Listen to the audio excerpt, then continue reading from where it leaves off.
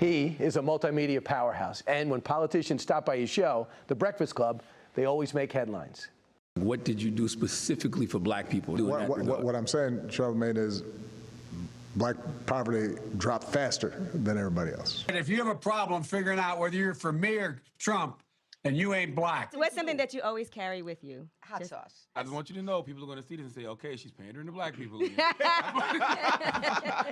Okay. Is it working? What were you listening to when you was high? What was on? What song was it? Oh, my goodness. Oh, yeah, definitely Snoop. Tupac, for sure. Yep, those are some of the bigger and brighter moments. Charlamagne the God's new book is out. It's called Get Honest or Die Lying: Why Small Talk Sucks is available everywhere. Charlamagne, welcome to our studio. Thank you, Brian. Great to see you. Why does small talk suck? Small talk sucks because it's just a waste of time. You know, we live in a world right now where everybody knows what we're here for. So, just get to it. So I roll these clips of the most important people in America, and they all need to talk to you. You've become a power player. What do you think about when you see them talking to you? Has this always been the vision? Has it always been the dream? Oh, that's a great question. I think when I look at, the people that I grew up, admiring in media, whether it was the Arsenio Halls, the Barbara Walters, the Howard Sterns of the world, like all of those people, they used their platform to talk to folks who was actually shifting culture, who was actually, moving us forward. I dreamt when I was younger of possibly interviewing somebody who was the president of the United States of America, only because the people that I just mentioned, I saw them doing that. The pressure on you to endorse Joe Biden. I was a bit astounded on your book tour on the pressure on you. I mean, it's not that you feel it, but you're getting it. Yeah, I'm not Captain Saber Joe, okay? That's not what I'm here for, right? So yes, they are asking me, why I won't endorse. Like, what does it matter? And it's not like I'm out here telling people not to vote. I want people to participate, in the voting process. But all I'm going to do is put the issues out there, right? I'm going to say what I feel. What about the state of the country? Where do you think we're at right now? Well, that's subjective, right? Because if you ask me, my answer might be different than, one of my cousins is living, down in Moncks Corner, South Carolina, or, one of these, kids I might be talking to in Newark, New Jersey. America's never been great for everybody. But, I think about the least of us. When I have conversations with the people, the poor and disenfranchised in this country, they are not happy in any way, shape, or form. It doesn't matter what party is in office. It doesn't matter if it's Democrats. It doesn't matter if it's Republicans. And I think that, people get very frustrated right now. I got in trouble.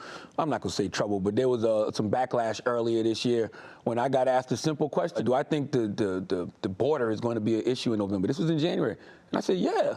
And I said, the reason I feel like it's going to be an issue because the first time in my life, people that I know are having conversations with me about what's going on at the border. Whether it's, somebody I know who works at a parking garage in New York coming to me in tears talking about, the crime that is in his neighborhood because the gangs that are coming over are, talking to activists in Chicago who are just upset because they feel like, these people are coming over and getting more access to resources than people who've been living on the South Side, homeless, are getting. That's just me listening to people. So when I get asked that question and I say yes, all of a sudden I'm on MSNBC with the headline, Charlamagne the God is spreading MAGA messaging. I'm like, these people aren't MAGA. This is just a regular, everyday working class person who's coming to me because they know I got a microphone and they're complaining. So do you think that'll be a national issue that people are going to be voting on in November? It's a national issue now. It was a national issue back in January, but for whatever reason, it was still labeled a political talking point. So if you weren't on one side of that issue, if you are on one side of that issue, you get labeled one thing. If you're on another side of that issue, you get labeled another thing. But now it's like everybody's having the same conversation. And guess what?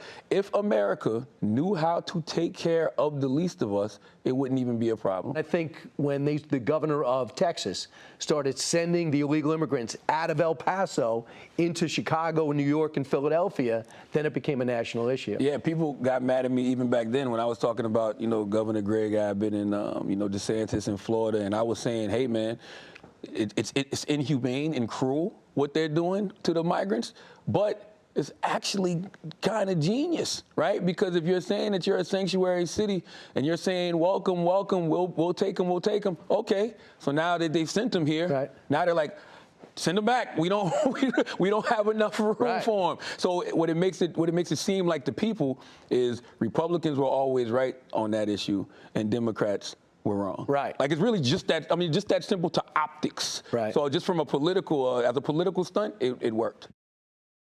He's great. Yeah, I mean, he sees it in New York every single day. You can't live in New York and not feel this, especially if you have kids. He's got 4 girls. They're dancers, cheerleaders, and he sees it because they can't play in the parks. What he identified is he said these people that I'm speaking to aren't MAGA, but they're sharing the same issues as MAGA because they're the forgotten men and women of this country. And if the former president can leverage that and have a message for those people, solution for that, I think that's why Democrats are worried. An honest voice, still a progressive, but putting it out there is not going to be sold out to the party. Is he really a progressive? He's that far left? Yeah, he's more progressive. Like He's getting closer to the He center. has some conservative values because he's from South Carolina, but he's going to vote for a progressive. But in his book, like I like biographies. That's what this book is. This guy is from a small town in South Carolina whose mom was a teacher and never made more than $30,000. And he's stuck on this culture right now where people want instant success. I want to be a podcaster. I want to be an influencer. And here's how to do it. They think it's all easy, but they don't want to put in the time. So much of what he says is what we discuss on the couch all the time. People want shortcuts. If you look at this book, it's not. He's also very hard on himself. He said, his... he wasn't as faithful as he could have been with his wife, who he's known since high school. He says he's, different things. He used to be like Howard Stern on the radio. He didn't like that person. He wanted to be more of a positive influence. He changed who he was, and he hit rockets. Before he got the Breakfast Club, he was unemployed, living at home with his girlfriend and a kid, wondering if he's ever going to get out of South Carolina. Within months, he's on the #1 show in urban radio. And everybody wants his endorsement because he is the ultimate influencer for the black community on the radio, right? Well, he's definitely one of them, man. Yeah. When you're Joe Biden and you're struggling with black males, one of the leading voices in the culture is Charlamagne. That's why they want him to say, just back him. Well, Charlamagne did endorse him last time, and he's not this time. What does that say? Yeah. Right. And I would say Body by Jake Steinfeld, good friend to the show, helped me meet him. And #2 is Kennedy. Used to work with him. And you're going to have another part to the interview coming up Part next 2 hour. coming up. And also talk a little bit about Hunter. I'm Steve Ducey. I'm Brian Kilmeade. And I'm Ainsley Earhart. And click here to subscribe to the Fox News YouTube page to catch our hottest interviews and most compelling analysis.